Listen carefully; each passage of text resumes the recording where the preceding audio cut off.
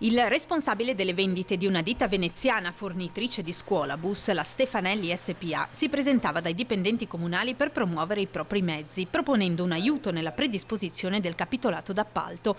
Con la connivenza dei funzionari veniva predisposto un bando di gara con specifiche tecniche altamente dettagliate tali da limitare al massimo o azzerare la concorrenza.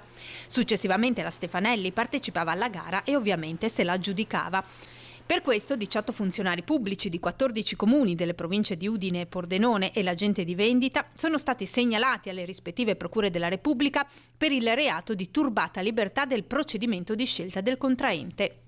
Nel corso di indagini di polizia giudiziaria già in corso nei confronti di un comune della provincia di Udine è stato accertato come un dipendente di una società che operava nel settore degli autobus avvicinava i funzionari di questi comuni proponendo l'acquisto di scuolabus, quindi presentava un preventivo talmente stringente che poi veniva riportato nella successiva gara d'appalto che di fatto individuava questa concessionaria come unica fornitrice degli scuolabus. Questa indagine è partita quando?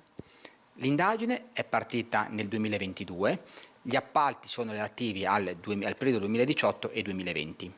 I comuni coinvolti sono Premaria, Quarta Terme, Dignano, San Pietro al Natisone, Rive d'Arcano, Prato Carnico e Taipana. Per il Pordenonese Andreis, Montereale, Arba, Travesio, Cavasso Nuovo, Aviano e Pinzano al Tagliamento. Gli appalti irregolari valgono oltre 1.600.000 euro. Sì, diciamo che ogni singolo autobus tendenzialmente andava dai 90 ai 130-140.000 euro in base alla tipologia. Il Tribunale di Udine ha già definito in primo grado 4 procedimenti penali, di cui 2 conclusi con sentenze di condanna e 2 con richieste di patteggiamento. Indagini e procedimenti analoghi negli ultimi mesi si sono verificati anche nelle province di Gorizia e Belluno.